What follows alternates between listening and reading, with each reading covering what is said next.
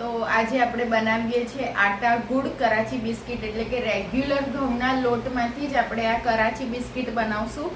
The difference is this is not તૂટી ફૂટી cookies. Okay, તૂટી ફૂટી કુકીઝ હશે તો પાઇનેપલ એસેન્સ જોશે. આટા ગુડ કરાચી બિસ્કિટ છે એટલે કાર્ડમમ પાવડરથી એનું એસેન્સ નાખશું. હવે તમે ઇન્ગ્રેડિયન્ટ્સ જોઈ લો કે શું શું જોશે. રાઈટ, બેકિંગ છે એટલે હું મેજરમેન્ટ છે ને રીડ કરીને કહું છું. આ બટર છે 200 ગ્રામ્સ બટર જોશે. પછી આવા મેજરિંગ કપ અને મેજરિંગ સ્પૂન્સ તમે લઈ લેજો બધું મેજર કરવા માટે. આ 1 કપ ઓફ ગ્રેટેડ જેગરી જોશે. પછી જોશે આ છે 2 કપ્સ. આ કપનું મેજરમેન્ટ કરીને 2 કપ રેગ્યુલર ઘઉંનો લોટ. આ કપનું મેં મેજરમેન્ટ લઈને 2 કપ ઘઉંનો રેગ્યુલર લોટ લીધો છે. ઓકે, પછી આ હાફ કપનું મેજરમેન્ટ લઈને કસ્ટર્ડ પાવડર લીધો છે જે અહીંયા છે. આ છે રેગ્યુલર ઘઉંનો લોટ જેનાથી રોટલી કરીએ. આ છે કસ્ટર્ડ પાવડર. આ છે 1 કપ ગ્રેટેડ જેગરી. પછી તૂટી ફૂટી કૂકીઝ છે એટલે 4 મોટી ચમચી તૂટી ફૂટી છે. આ છે રેઝિન્સ 2 મોટી ચમચી, 3 થી 4 મોટી ચમચી કાજુ અને બદામ ગ્રેટેડ છે. પછી આ 1 ટીસ્પૂન બેકિંગ પાવડર છે અને 1/4 ટીસ્પૂન બેકિંગ સોડા. જો મેં આ કસ્ટર્ડ પાવડર યુઝ કર્યો છે. This is vanilla custard powder. Okay, તો અને આની માટે છે ને આપણને ક્લીન રેપ જોશે આવી રીતે. અગર ક્લીન રેપ નથી તો પણ ચાલશે, તમે એમને પણ કરી શકશો. પછી આવી રીતે જો તમારા પાસે ઇલેક્ટ્રિક બીટર ના હોય આવી રીતે તો તમારે આવું બલૂન વિસ્ક મોટું લઈ લેવાનું ફેટવા માટે. ઓકે, તો હવે આપણે રેસીપી સ્ટાર્ટ કરીએ. આટલા જ ઇન્ગ્રીડિયન્ટ્સ છે and yes a pinch of salt. Okay, તો ચલો સૌથી પહેલાં રેસીપીમાં આપણે લેવાનું છે 200 ગ્રામ્સ ઓફ એકદમ ચિલ્ડ બટર હોય જે 200 ગ્રામ્સ હોય, પણ butter should be very chilled. અત્યારે હું આટલું લઉં છું, પછી વધી જાય ઘણીવાર એટલે. અને એમાં એડ કરવાનું છે આપણે 1 કપ ઓફ ગ્રેટેડ જેગરી અને એને બીટરથી હવે હું બીટ કરીશ જ્યાં સુધી વ્હાઇટિશ ટર્ન ના થાય. આવી રીતે 2 સ્ટેન્ડ આવશે જેનાથી આપણે બીટિંગ કરશું આ સ્ટેન્ડથી. અને લોટ જો બાંધવો હોય તો એના આ સ્ટેન્ડ છે. જ્યારે મેં જૈન સ્લાઇસ બ્રેડ બનાવ્યું તો ત્યારે હું આનાથી પણ લોટ બાંધી શકત, પણ મેં હાથથી એટલે બાંધ્યો કે અગર કોઈ પાસે ઇલેક્ટ્રિક બીટર ના હોય તો પછી એ લોકો શું એમના ઘરે હાથથી પણ લોટ બાંધીને જૈન સ્લાઇસ બ્રેડ બનાવી શકે. ઓકે,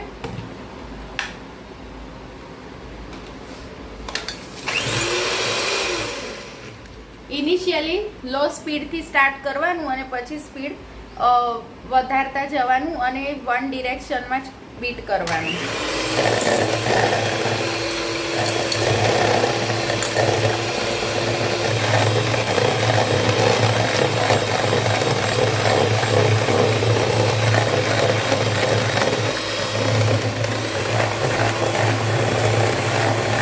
આવા પીક્સ થયા છે ને એટલે બીટ થઈ ગયું છે. ઓકે,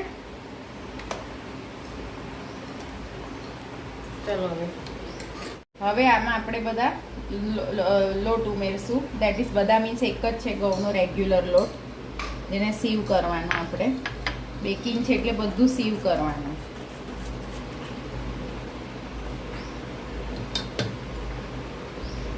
ઘઉંનો જાડો લોટ મેં લીધો જ નથી, હા, થોડોક પણ નહીં. અને નથી મેં મેંદો લીધો, નથી મેં ખાંડ લીધી. હવે નેચુરા શુગર પણ આવે છે. જેને ખાંડ ન ખાવી હોય એ નેચુરા શુગર યુઝ કરી શકે with that same measurement. You have to follow the same measurement, you have to use natural sugar. હવે નાખું છું હું આમાં custard powder, vanilla custard powder. Like, share and subscribe all my recipes. હવે નાખું છું બેકિંગ પાવડર, પછી નાખું છું બેકિંગ સોડા,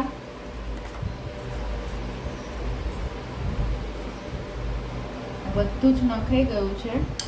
હવે આપણે નાખશું આ ચોપ નટ્સ. જો 3 થી 4 મોટા ચમચા તૂટી ફૂટી.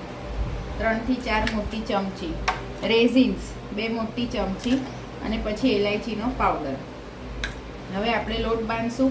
આપણને આમાં ઇન કેસ અગર જરૂરત લાગી તો 2 થી 3 નાની ચમચી દૂધ લેશું, અગર લોટ કડક લાગ્યો તો, નહીં તો એમ તો જરૂર નથી જ પડતી.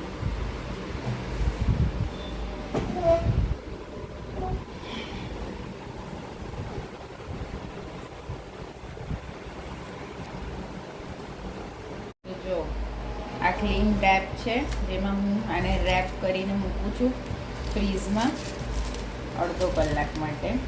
સીઝર લઈ આવું.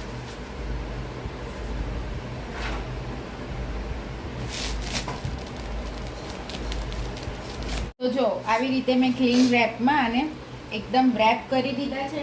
અત્યારે વાગ્યા છે 6:45, 7:15 સુધી અડધો કલાક આપણે આને ફ્રીઝમાં મૂકશું.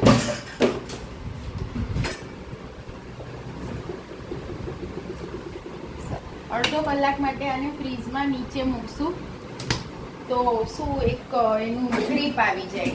આજની નેચરોપેથી ટીપ એ છે કે જો તમને દાંતનો અચાનક દુખાવો ઉપડે અને ડૉક્ટરની અપોઇન્ટમેન્ટ 7-8 કલાક પછીની હોય અને પેઇન કિલર્સ તમારી પાસે અવેલેબલ નથી, તમે બહારગામ ગયા છો, સપોઝ એવું બને, તો તમારે શું કરવાનું, ફટકડીના ગાંગડા બાર સ્ટોર્સમાં આવે છે, એને ઘરે લાવવાનું, ફટકડીને તવી પર મેલ્ટ કરવાની અને પછી એને મિક્સીમાં ચર્ન કરવાનું, ફાઇન પાવડર.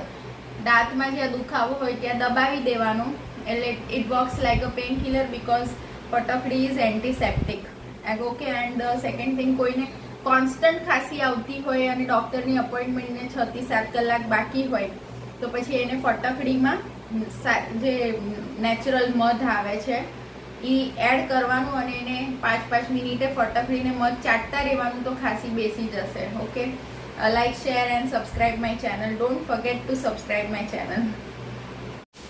હવે આ ક્લીન રેપ આપણે ખોલી લીધું, અડધો કલાક થઈ ગયો છે. ઓકે. આને ગ્રીપ મળી ગઈ છે, ટાઈટ ગ્રીપ મળી ગઈ છે. ઓકે. તો હવે આપણે આની સ્લાઇસીસ કરી લઈએ. જો તો આટા ગુડ કરાચી બિસ્કિટ્સની સ્લાઇસીસ મેં કટ કરી દીધી છે. બીકોઝ ઇટ ઇઝ આટા ગુડ એટલે કલર છે ને આવો યેલોઇશ રહેશે, મેંદો નથી ને એટલે. હવે આપણે આ ઓવન 10 મિનિટ્સ પ્રીહીટ થાય છે ત્યાં સુધી હું તમને ડિફરન્સ કહી દઉં બેકિંગ સોડા અને બેકિંગ પાવડરનો. આ પ્રીહીટ થાય છે ત્યાં સુધી, ઓવન પ્રીહીટ થાય છે 10 મિનિટ્સ ત્યાં સુધી ડિફરન્સ કહી દઉં બેકિંગ સોડા અને બેકિંગ પાવડરનો.